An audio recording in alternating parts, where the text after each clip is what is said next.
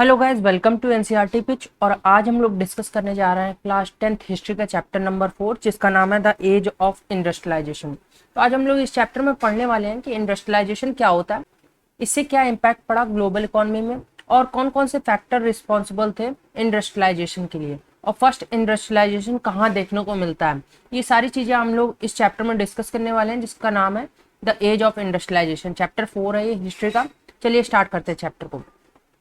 Industrialisation की definition पहले आती है इंट्रोडक्शन में, the production of goods with the help of machine in factories. ठीक है, the production of goods with the help of machine in factories, इसी को इंडस्ट्रियलाइजेशन कहते हैं। ठीक है, मशीन की मदद से जो भी सामान बनाया जाता है फैक्ट्रीज में, उसी को इंडस्ट्रियलाइजेशन कहा जाता है। फर्स्ट इंडस्ट्रियलाइज नेशन कौन सा था? ब्रिटेन फर्स्ट इंडस्ट्रियलाइज नेशन था।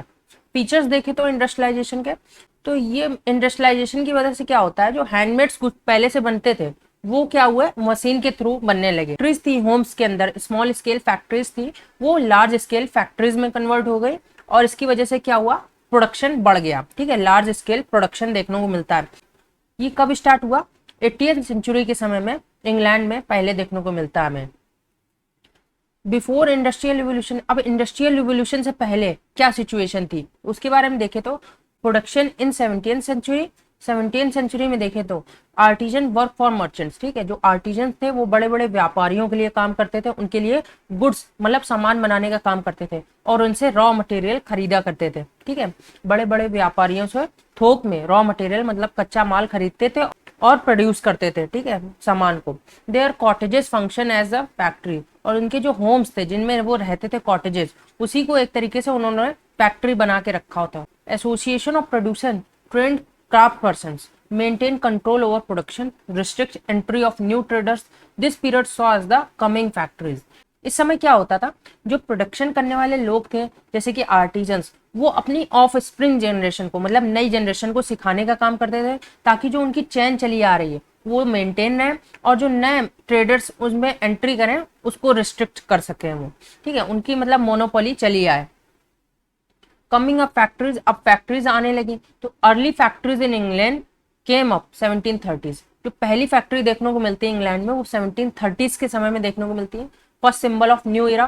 ठीक है, इसको फर्स्ट सिंबल ऑफ न्यू इरा की तरह देखा गया। और कौन सी फैक्ट्री थी? कॉटन मिल आई थी। ठीक है, इसको नए युग का आरंभ देखा गया कॉटन मिल को। Many factories opened up in England. ठीक है, कई सारी फैक्ट्रीज इंग्लैंड में खुलती है इस समय में। A series of invention took place in the form of carding, twisting, spinning and rolling. ठीक है, कई सारे इन्वेंशन देखने को मिलते हैं इस समय, जैसे कि स्पिनिंग, रोलिंग, ट्विस्टिंग, कार्डिंग, ये सारी चीजें हम लोगों को देखने को मिलती है 1730s के समय में। The page of industrial change, अब इंडस्ट्रियल चेंज कैसे आया?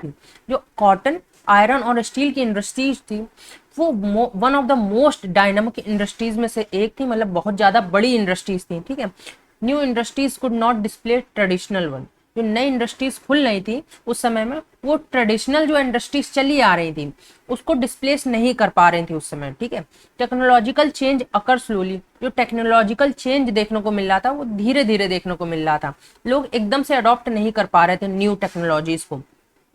Steam engine invented by James Watt, जो स्टीम इंजन है वो किसने इन्वेंट किया था? जेम्स वॉट ने। आपके एग्जाम में पूछ सकता है ये।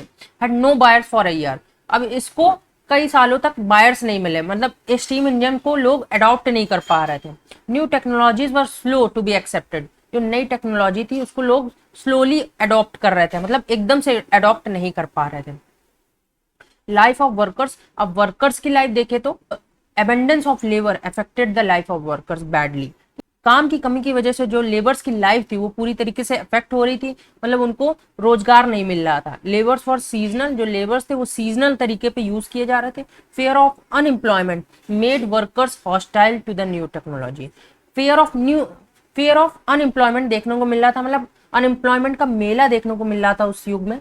Women's labour protested against the introduction of spinning jenny, जो वुमेन्स लेबर थी वो किसके खिलाफ प्रोटेस्ट कर रही थी? स्पिनिंग जेनी के खिलाफ, क्योंकि जो स्पिनिंग जेनी था वो वुमेन्स का जो रोजगार है, जो एम्प्लॉयमेंट है उसको छीनने का काम कर रहा था। Introduction of railway open a greater opportunities. ठीक है, रेलवे के इंट्रोडक्शन से क्या हुआ, लोगों को नई नई अपॉर्चुनिटीज देखने को मिली, लोग एक जगह से दूसरी जगह माइग्रेट कर पाए इजिली। ठीक है, और अपने लिए नई अपॉर्चुनिटीज ढूंढ पाए। इम्पैक्ट ऑफ इंडस्ट्रियलाइजेशन, अब इम्पैक्ट क्या पड़ा इंडस्ट्रियलाइजेशन का, इसके देखे तो कॉलोनीज में textile industries was the centre of industrialisation in India. जो टेक्सटाइल इंडस्ट्रीज जो खुली इंडिया में, वो सेंटर कहलाए इंडस्ट्रियलाइजेशन का इंडिया में, ठीक है। Age of Indian textile, finer variety of cotton from India were exported, जो अच्छी टाइप का कॉटन था, ठीक है, वो इंडिया से एक्सपोर्ट किया जाने लगा, ठीक है, कॉलोनियल इंडिया से एक्सपोर्ट किया जाने लगा। A vibrant sea trade operated through pre colonial ports, ठीक है, अच्छा खासा सी ट्रेड हमको उस समय में देखने को मिलने लगा। What happened to the weavers, अब वीवर्स के साथ क्या हो रहा था उस समय, East India Company appointed gomasthas to collect supply from weavers, ठीक है। ईस्ट इंडिया कंपनी ने किसको अपॉइंट किया, गोमताज, एक तरीके से मैनेजिंग डायरेक्टर को अपॉइंट किया कि जो वीवर्स हैं उनको सुपरवाइज करने का काम था इनका। Weavers lost bargaining power and lost land for settling हो, अब जो वीवर्स थे उनके पास बार्गेनिंग पावर उनसे छिन गई थी हैं, और उनके पास लैंड भी नहीं बची थी ताकि वो लोन ले सके। गोमताज के बारे में देखें तो gomasthas were paid servant whose job was to supervise weavers, collect supply and examine the quality of cloth, ठीक है। गोमतास वो लोग थे जो ब्रिटिश गवर्नमेंट के द्वारा अपॉइंट किए गए थे, एक तरीके से मैनेजर टाइप के, जिनका काम क्या था, वीवर्स को सुपरवाइज करना और जो कॉटन की सप्लाई हो रही थी उसको कलेक्ट करना और उसको एग्जामिन करना, ठीक है, कि किस क्वालिटी का जो क्लॉथ है वो कैसा है। Manchester comes to India, Manchester कैसे आया इंडिया में, बाई 1950s के समय में, जब इंडिया इंडिपेंडेंस ले चुका था, India began to import Manchester cloth from Britain, ठीक है। अब जो 1950 के समय में जो इंडिया था वो मैनचेस्टर क्लॉथ को इंपोर्ट करने लगा, मतलब मंगवाने लगा, कहाँ से, ब्रिटेन से, मतलब बना बनाया कॉटन का क्लॉथ मंगवाने लगा।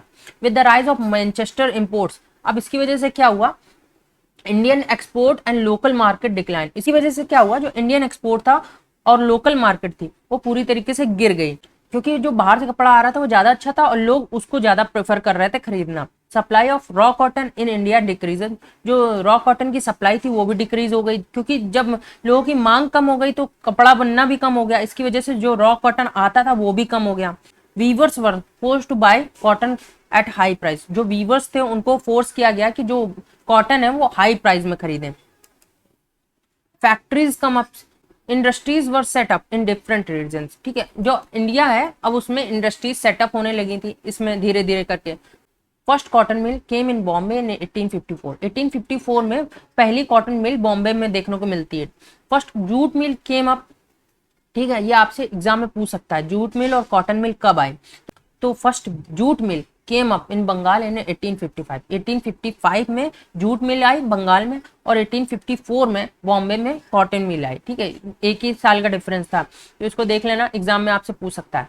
1830 से 1840 के बीच में Dwarkanath Tagore set up 6 joint stock company in Bengal, ठीक है, द्वारकानाथ टैगोर ने 6 ज्वाइंट कंपनीज को स्टैब्लिश किया 1830 से लेकर 1840 के बीच के पीरियड में।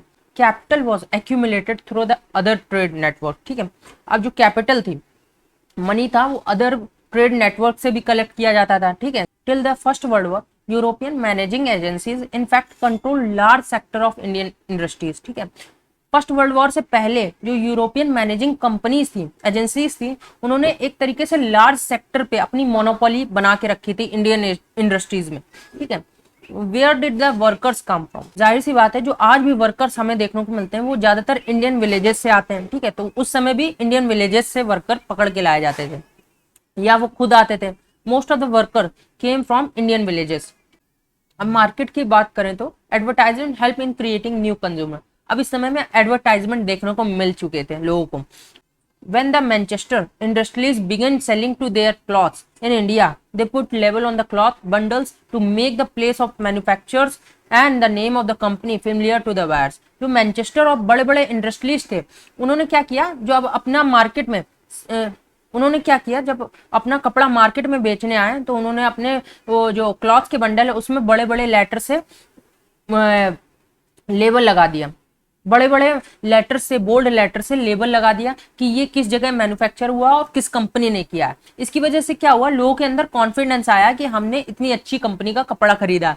ऐसे ही आज भी हम लोगों को देखने को मिलता है, जब कोई एप्पल का मोबाइल खरीदता है तो उससे क्या होता है, एक तरीके से कॉन्फिडेंस टाइप का आ जाता है लोगों के अंदर। तो उस समय भी ऐसे एडवर्टाइजमेंट इसीलिए किए जाते थे ताकि आप लग्जरी आइटम दिखाने के लिए लोगों को खरीदें कि हमने इतनी अच्छी कंपनी का कपड़ा खरीदा। जैसे कि एग्जाम्पल देख लें तो गुच्ची का कपड़ा, ठीक है। अब इंडियन मैन्युफैक्चरर्स कैसे एडवर्टाइज करते थे इसकी बात करें तो when Indian manufacturers advertise the nationalist message was clear and loud. जो इंडियन मैन्युफैक्चरर जब एडवर्टाइज करते थे तो उनके जो कोड्स होते थे कपड़े में वो नेशनलिस्ट मैसेज को फैलाने का काम करते थे। जैसे कि देखें तो if you care for the nation then buy only Indian products. अगर तुम अपने नेशन की केयर करते हो तो सिर्फ इंडियन प्रोडक्ट्स को खरीदो। जिससे क्या होगा, जो ब्रिटिशर्स के प्रोडक्ट्स हैं मार्केट में उसका बायकॉट होगा और स्वदेशी मूवमेंट को एक तरीके से मोमेंटम मिलेगा। Advertisement became a vehicle of nationalist message of स्वदेशी, ठीक है। इसने एक नेशनलिस्ट मैसेज फैलाने का भी काम किया, मोमेंटम प्रोवाइड किया, इन इसकी वजह से मोमेंटम आया।